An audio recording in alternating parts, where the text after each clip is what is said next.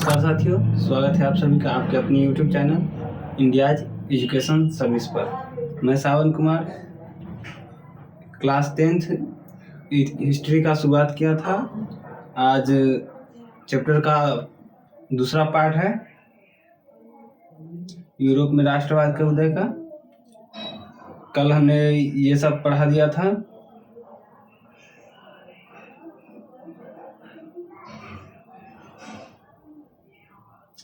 और आज हम लोग फ्रांसीसी क्रांति और राष्ट्र का विचार के बारे में पढ़ेंगे। तो बिना देरी किए हुए शुरू करते हैं।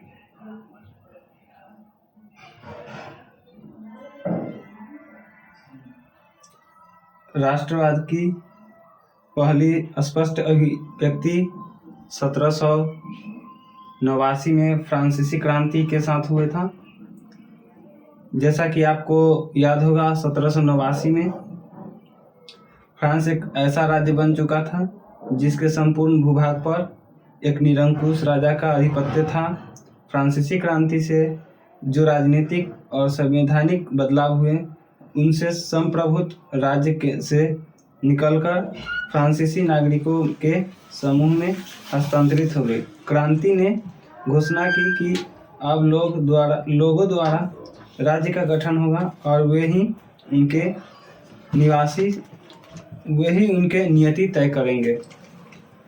तो फ्रांसीसी क्रांति जब 1789 में फ्रांसीसी क्रांति हुई थी तो उसके जो नेतृत्वकर्ता थे नेपोलियन बोनापार्ट,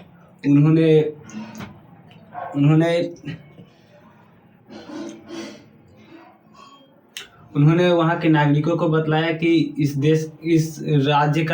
राष्ट्र का वही नियति तय करेंगे अब। और उसके आगे है, प्रारंभ से फ्रांसीसी क्रांति ने ऐसे अनेक कदम उठाए जिनसे फ्रांसीसी लोगों ने एक सामूहिक पहचान की भावना पैदा हो सकी।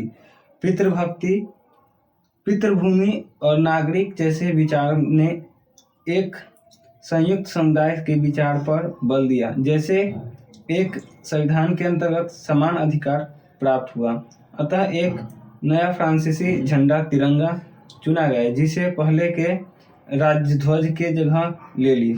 स्टेट जनरल का चुनाव सक्रिय नागरिकों के समूह के द्वारा किया जाने लगा और उनका नाम बदलकर नेशनल असेंबली कर दिया गया।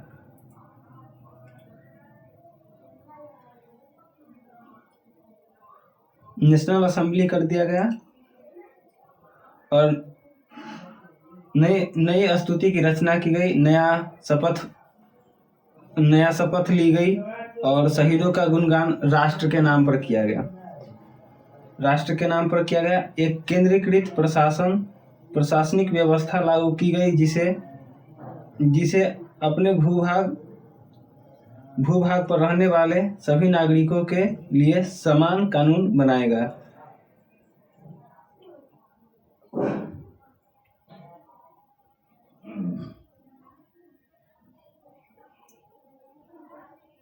समान कानून बनाए गए। आयात निर्यात पर शुल्क को समाप्त कर दिया गया। भार तथा नापने का एक समान व्यवस्था किया गया और क्षेत्रीय बोलियों को हतोत्साहित किया गया।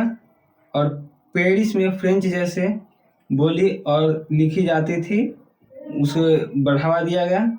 वही राष्ट्र की साझा भाषा बन गई। तो इसमें बतलाया गया है फ्रांसीसी क्रांति और राष्ट्र का विचार में।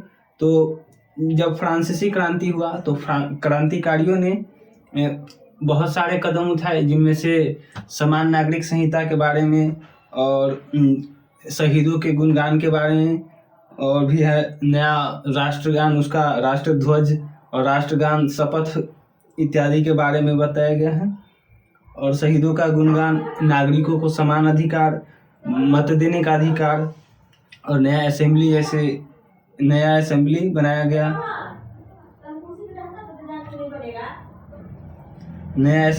गया। और फ्रेंच जैसे भाषा को प्रोत्साहित किया गया जिससे नया राष्ट्र फ्रांस बना। तो इसके आगे अब फिर हैं, क्रांतिकारियों ने यह भी घोषणा की कि फ्रांसीसी राष्ट्र का यह भाग्य और लक्ष्य था कि वह यूरोप के लोगों को निरंकुश शासकों से मुक्त कराएंगे। दूसरे शब्द में फ्रांस यूरोप के अन्य लोगों को राष्ट्र के में गठित होने में मदद करेंगे। जब फ्रांस की घटना के खबर यूरोप के विभिन्न शहरों में पहुंची तो छात्र और शिक्षित मध्य वर्ग के अन्य सदस्य जैसे जैकोबिन क्लब की स्थापना करने लगे। उनकी गतिविधि और अभियानों ने उन फ्रेंच सेनाओं के लिए रास्ता तैयार किया जो 1790 के दशक में होलैंड, बेल्जियम, स्विट्जरलैंड और इटली के बड़े इलाकों में घुसी। क्रांतिकारी युद्धों के शुरू होने के साथ ही फ्रांसीसी सेना राष्ट्रवाद के विचार को विदेशों में ले जाने लगी।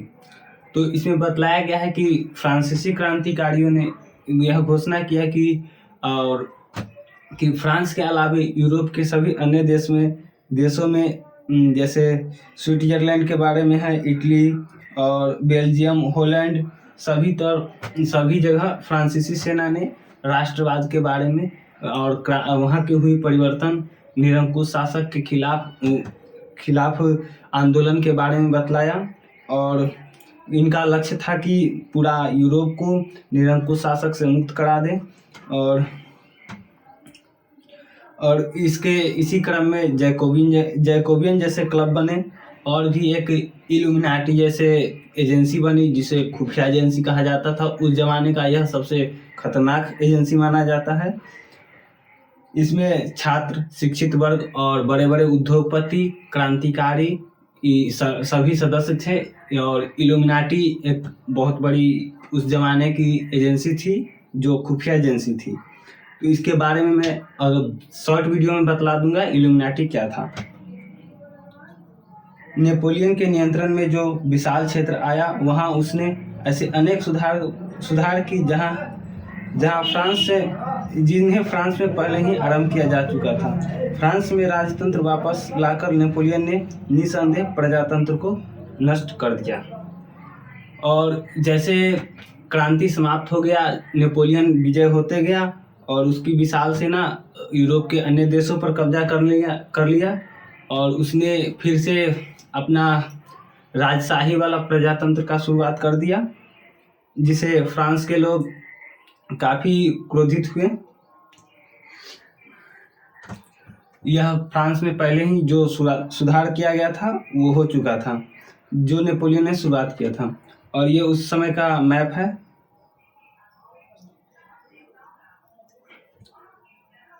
मगर प्रशासनिक क्षेत्र में उसने क्रांतिकारी सिद्धांत का समावेशन किया ताकि पूरी व्यवस्था अधिक तर्कसंगत और कुशल बन सके। जैसे नेपोलियन ने क्रांतिकारी सिद्धांत को जैसे नेशनल असेंबली और समान नागरिक संहिता और शहीदों के गुणगान के बारे में पहले बताए हैं। वो उसका जो क्रांतिकारी सिद्धांत था वो अपनाया ताकि वो अपना शासन अच्छा से कर सके, कुशल और तर्कसंगत बना सके, ताकि नागरिकों को भी लगे कि हाँ शासन सही से चल रहा है। 1804 में नेपोलियन ने नागरिक संहिता लाया जिसे आमतौर पर नेपोलियन की संहिता के नाम से जाना जाता है। इससे आपके प्रश्न पूछे जा सकते हैं कि नेपोलियन की संहिता या नागरिक संहिता क्या है, यह कब लाया गया, ये पूछा जा सकता है। जन्म पर आधारित विशेषाधिकार को समाप्त कर दिया ताकि क्रांतिकारी सिद्धांत का पालन हो सके। जो पादरी वर्ग के लोग थे, कुलीन वर्ग के लोग थे, उनका जो जन्म से विशेषाधिकार था कि वो कर नहीं पे करेंगे, वो समाप्त कर दिया गया। और किसानों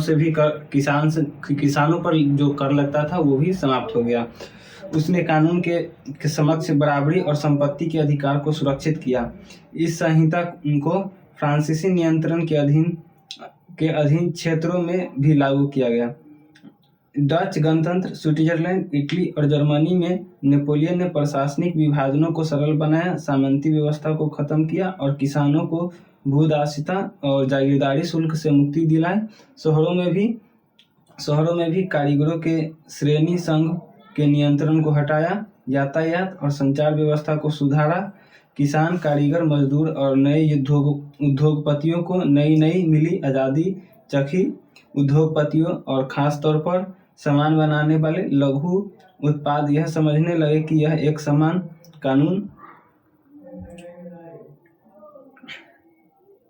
कानून मानक तथा नाप और एक राष्ट्रीय मुद्रा से एक इलाके से दूसरे इलाके में वस्तु और पूंजी का आवागमन सहूलियत हुई।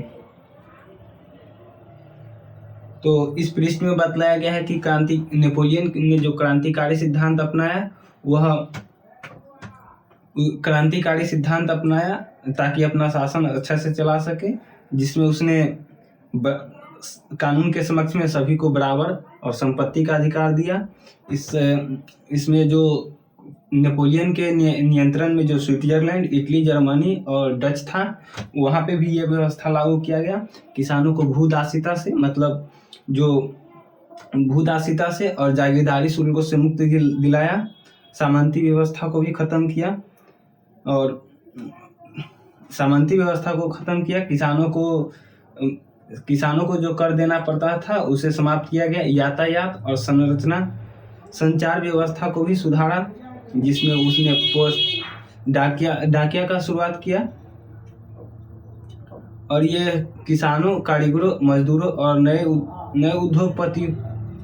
उद्योगपतियों ने नई जो ये समान कानून वाला जो नियम था उसका आनंद उठाया, जिससे उन्हें काफी फायदा हुआ।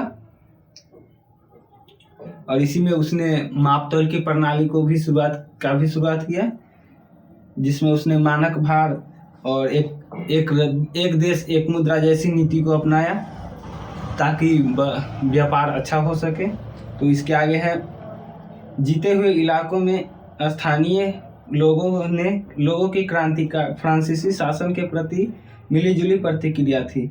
शुरुआत में अनेक स्थानों पर होलैंड, स्विट्जरलैंड और साथ ही कई शहर जैसे ब्रसेल्स, मेंज, मिलान और वर्सा ने फ्रांसीसी सेनाओं का स्वतंत्रता का तोहफा देने वालों की तरह स्वागत किया गया, मगर यह शुरुआती उत्साह शीघ्र ही दुश्मनी में बदल गई जब यह साफ होने लगा कि नई प्रशासनिक व्यवस्था राजनीतिक स्वतंत्रता के अनुरूप नहीं थी। बढ़े हुए कर, सेंसरशिप और बाकी यूरोप को जीतने के लिए सेना में जबरन भर्ती से हो रहे नुकसान प्रशासनिक परिवर्तनों से मिली फायदे से कहीं ज्यादा नुकसान थी। तो नेपोलियन ने जो पहले पूरा यूरोप को जो निरंकुश शासन से मुक्ति दिलाने का जो सोचा था, उसका जो सपना था, उसके लिए उसने फ्रेंच सेना में जबरन जिस क्षेत्र पर उसका अधिकार होता गया वहाँ के लोगों को जबरन सेना में भर्ती करते गया, जिससे वहाँ के लोगों को पता चला स्विट्जरलैंड के, होलैंड के निवासियों को ब्रसेल्स, मेंज, मिलान जैसे शहर के लोगों को पता चला कि जो प्रशासनिक सुधार किया गया है उससे जो फायदा हो रहा है उससे ज़्यादा हमारा नुकसान फ्रांसीसी सेना में भर्ती होने से हो रहा है। फ्रांसीसी सेना में भर्ती होने से हो रहा है, जिसका उन्होंने कड़ा विरोध किया। जैसा कि देख रहे हैं, मिलीजुली प्रतिक्रिया शुरू किया गया और फ्रांसीसी सेना को पहले तो अच्छे से स्वागत किया गया। उन्हें लगा कि अब हमारा स्वतंत्रता का वक्त आ गया है, लेकिन वह जो दोस्ती था, वो जो स्वागत किया गया था, वह तुरंत ही दुश्मनी में बदल गई, क्योंकि वहाँ के निवासियों को फ्रांसीसी सेना में जबरन भर्ती किया जा रहा था। तो इसके बारे में मैं फिर कभी और बता दूंगा। अब यूरोप में राष्ट्रवाद का निर्माण। यह यूरोप में पहले राष्ट्र राज्य जैसी कोई भी बात नहीं हुआ था। पहले यहाँ पे सभी निरंकुश शासकों का राज चलता था। 18वीं सदी के मध्य में यहाँ पे राष्ट्र राज्य जैसी कोई भावना, कोई शब्द उत्पन्न नहीं हुआ था। जैसे हम आज इटली, जर्मनी और स्विट्जरलैंड के रूप में जानते हैं। 18वीं सदी से पहले वो राजशाही और डची कैंटोनों में बटे हुए थे, जिनके शासक ने स्वायत्त क्षेत्र थे, उनका अपना अपना अधिकार था। पूर्व और मध्य यूरोप में निरंकुश राजतंत्रों के अधीन थे। पूर्व और मध्य यूरोप निरंकुश राजतंत्रों के अधीन थे और इन इलाकों में तरह तरह के लोग रहते थे। वे अपने आप को एक सामूहिक पहचान या किसी सम्मान सांस्कृतिक का भागीदार नहीं मानते थे। यहाँ के यूरोप में और भी दूसरे देशों के लोगों को ये भावना पहले नहीं विकसित हुआ था। ये धीमे धीमे जब यूरोप में फ्रांस में क्रांति हुआ और उसकी जो खबर सुनने से जो लोगों में परिवर्तन आए, मध्य वर्ग का जो उदय हुआ और जो छात्र संघ थे उन्होंने जो अपना विचार व्यक्त किया, उनसे इन लोगों में साझा संस्कृति का विकास हुआ। ऑस्ट्रिया हंगरी पर शासन करने वाला हैब्सबर्ग साम्राज्य कई अलग अलग क्षेत्रों और जन समूह को जोड़कर बना था। इसमें एल्स और टिराल ऑस्ट्रेलिया और सुडेनलैंड जैसे इलाके के साथ साथ बोहेमिया भी शामिल थी, जहाँ के कुलीनबर्ग में जर्मन भाषा बोलने वाले ज़्यादा थे। और ये जो बोहेमिया और भी ऑस्ट्रेलिया सुडेनलैंड जैसे इलाके थे जहाँ पे जर्मन भाषा के लोग अधिक बोले करते थे। हंगरी में आधे लोग मैग्यार भाषा बोलते थे, जबकि बाकी लोग विभिन्न बोलियों में का इस्तेमाल करते थे। गल्सिया हैब्स साम्राज्य के सीमा रेखा के भीतर ही भारी संख्या में खेती करते थे।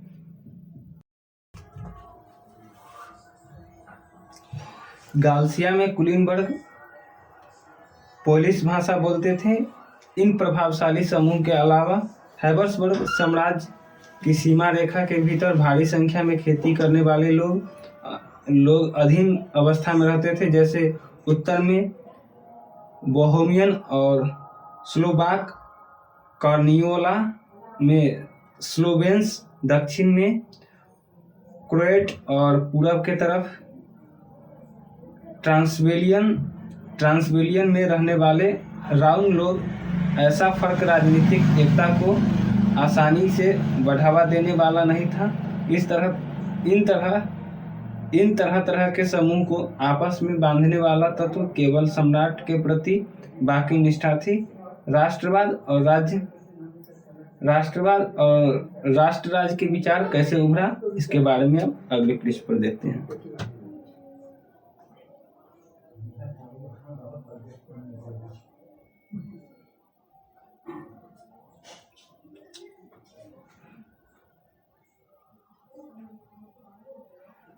इसमें महत्वपूर्ण तिथि है नेपोलियन का इटली पर हमला। नेपोलियन युद्ध की शुरुआत 1814 से 15 में हुआ। नेपोलियन का पतन वियना शांति संधि के द्वारा हुआ और 1821 में यूनानी स्वतंत्रता के लिए संघर्ष प्रारंभ हुआ। फ्रांस में क्रांति आर्थिक परेशानी से ग्रस्त कारीगरों, औद्योगिक मजदूर और किसानों की बगावत, मध्य वर्ग संविधान और प्रतिनिध्यात्मक सरकार का पतन का गठन की मांग करता था। इतालवी, जर्मन, मैग्यार, पोलिश, चेक आदि राष्ट्र राज्य की मांग करते थे। इटली का एकीकरण और जर्मनी का एकीकरण, हैब्सबर्ग और ऑटोमन साम्राज्य में स्लाव राष्ट्रवाद मजबूत होता गया। तो इसे याद कर लीजिएगा। और इसके आगे हैं अस्तित्व बाजार के लिए उत्पादन पर टिका था।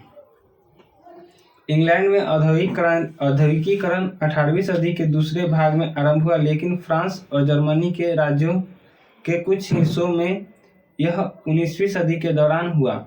इस प्रक्रिया के फलस्वरूप नए सामाजिक समूह अस्तित्व में आए, जैसे श्रमिक वर्ग के लोग और मध्य वर्ग के उद्योगपति, व्यापारी और सेवा क्षेत्र के लोग बने। सेवा क्षेत्र में लोग से बने।